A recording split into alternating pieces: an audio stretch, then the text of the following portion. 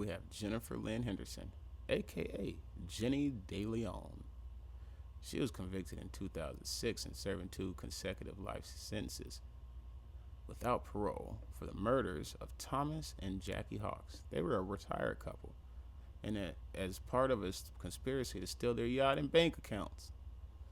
So Miss Jennifer De Leon over here thought she had a great idea of killing this hard-working couple that worked all their lives to have something nice at the end. And here comes this thing with her bright idea to just take them away from Earth and try to take their shit. Well, I got this to say. Fuck her. Long live Thomas and Jackie Hawks. R.I.P. to y'all. Next up, okay. So basically, let me tell you about what Marjorie Nollard, what she was charged with.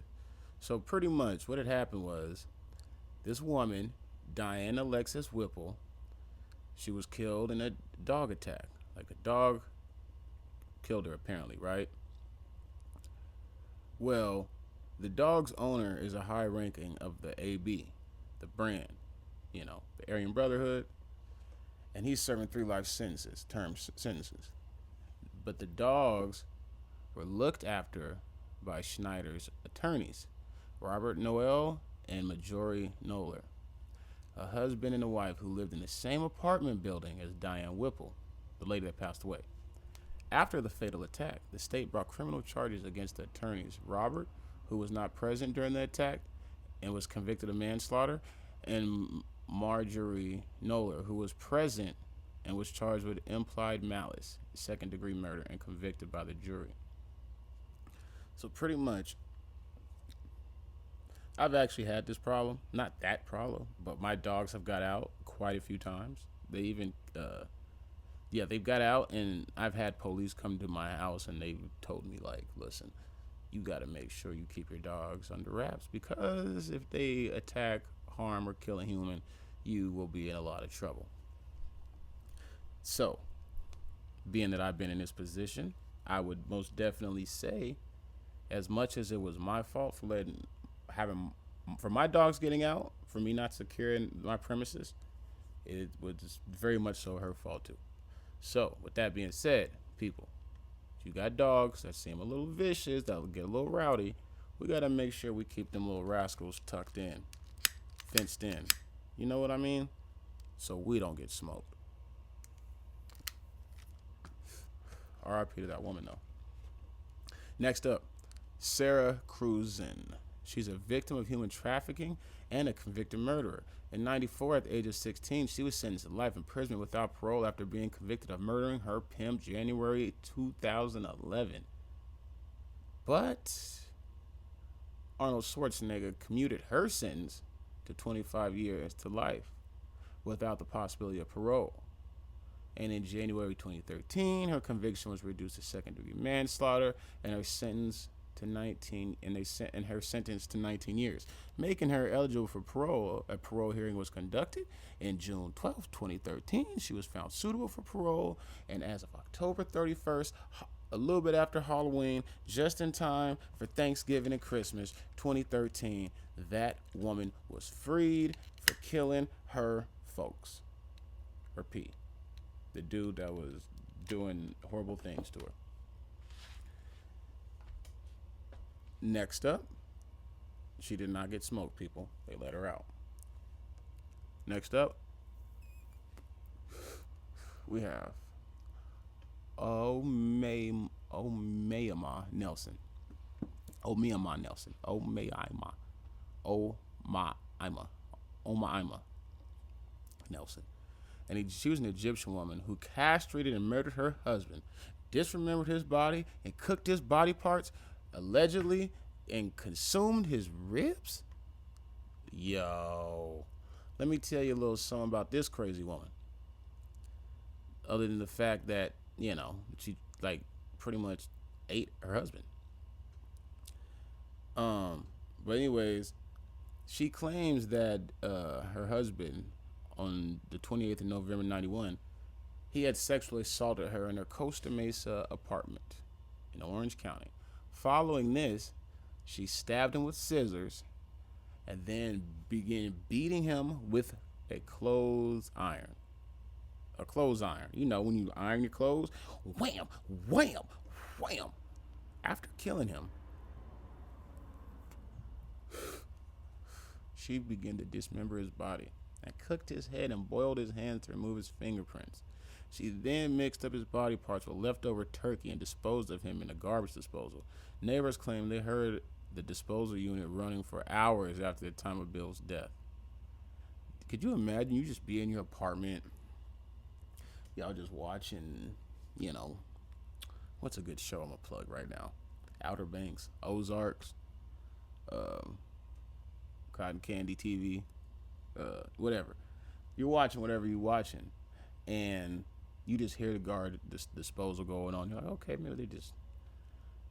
3 hours later, it's like, okay, bruh, what the? It's like, bro, turn that shit off, and you better get back to it in the morning. People's trying to sleep. But she reportedly castrated him in revenge for his alleged sexual assault. She told her psychiatrist that she had cooked her husband's ribs in a barbecue sauce and eaten them, but later denied this. You know, if that in fact is true, hands down, that is probably one of the craziest people that's been on this list. This deserves her own video right here. I might have to do that. But next up, we have Eli Nessler. She was first sentenced at Chowchilla for a 10-year sentence beginning in '94. But during her stay, she received treatment for breast cancer, and she was released in '97 after a plea bargain. She was again at Chowchilla between '02 and '06 to serve a sentence for selling drugs. She was out there trapping, y'all. But let me tell you a little bit more about this lady. So, she was a woman known for shooting and killing. In a courtroom, the man accused of molesting her son. Her case was reported on throughout the United States, and the Associated Press wrote the incident sparked a national debate about vigilantism. Vigilism. But Nessler made headlines of April 2nd in '93 when she killed Daniel Mark Driver, who had been accused of sexually abusing 5 boys, including her 6-year-old son. In the courtroom of the Jamestown Justice Court, she fired 5 shots into the driver's head, killing him instantly. The driver had previous convictions for child molestation.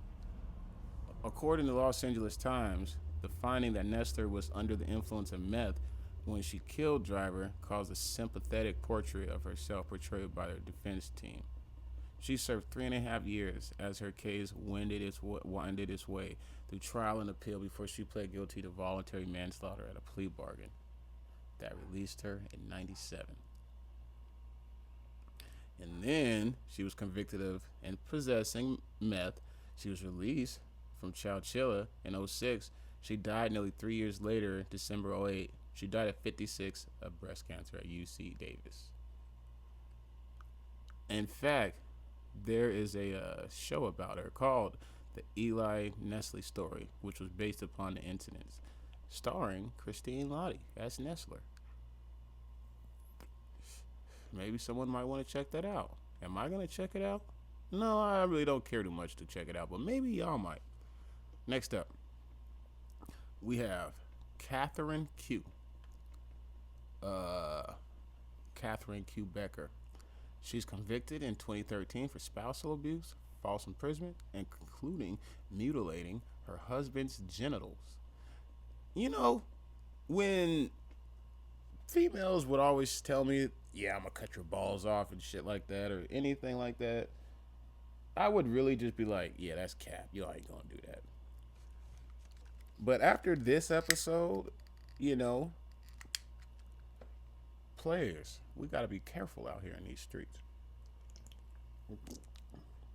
The most deadly thing to a man is a pair of scissors. I'm just saying.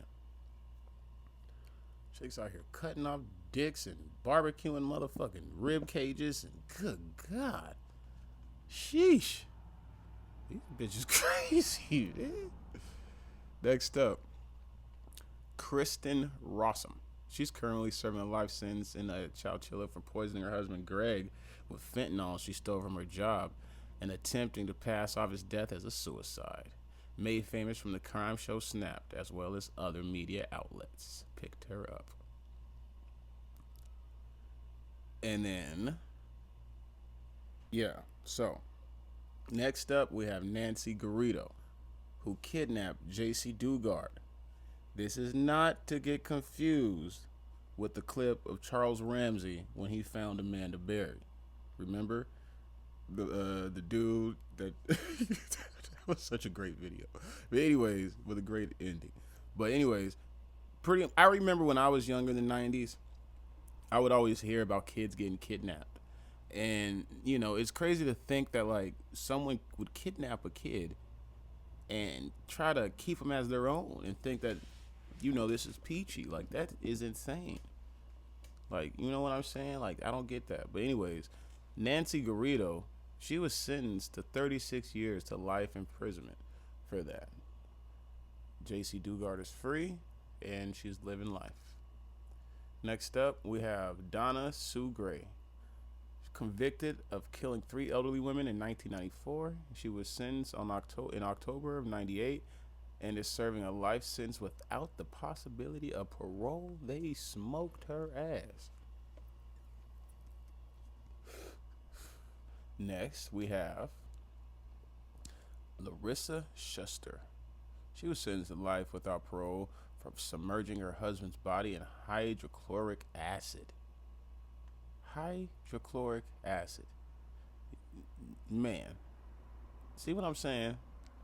Like, so she must have killed dude and then try to put him inside of a barrel of acid. Like, that is crazy. Good grief, woman. You need Jesus or something. Next up, we have Melissa Huckabee. There was someone else on one of these other lists that had the same last name of Huckabee. And what did I say? Damn Huckabees. Nah, but Melissa Huckabee. She was sentenced to life in prison for murdering an 8-year-old named Sandra Cantu. Damn. R.I.P. to that young princess. May she rest well. And you already know. Get your lighters because they smoked her motherfucking ass. Next, we have Lois Turpin. She was sentenced to 25 years, along with her husband David, for holding 12 of their 13 children captive, during which time they were abused, starved, and tortured. Man, those people are animals. That's messed up. I hope them children are out living a great, prosperous life and just have zero communication with that thing, Lois, or whatever the fuck her name. Next, we have Susan Carson. Convicted serial killer, serving 75 years to life for the murder of 3 people. Jeez. Man, these females is crazy out here. I'm trying to tell y'all. And then we have Pearl Fernandez. I just want to say this.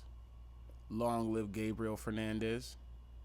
I never actually watched that show because, I don't really like watching things on, I don't like watching stuff when it involves kids being harmed.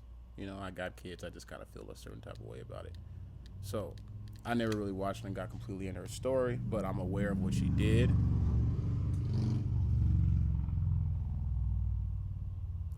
There goes the bikers. But I'm aware of what she did. You know what I'm saying? And I actually touched on this in another story, but yeah, basically, if y'all did not catch that story, she abused and tortured little Gabriel over a period of 8 months, and he died following a beating by his mother and her boyfriend. Her boyfriend, I believe, is in Pelican Bay. I think it was on the Pelican Bay episode. It was on that one, or the ADX Florence, or the San Quentin one. One of those ones. So check those episodes out when you get a chance. But she's scummy as hell. And yeah. R.I.P. Gabriel Fernandez. And then we have Diane Downs, who was convicted of murdering her 3 children and serving life plus 50 years.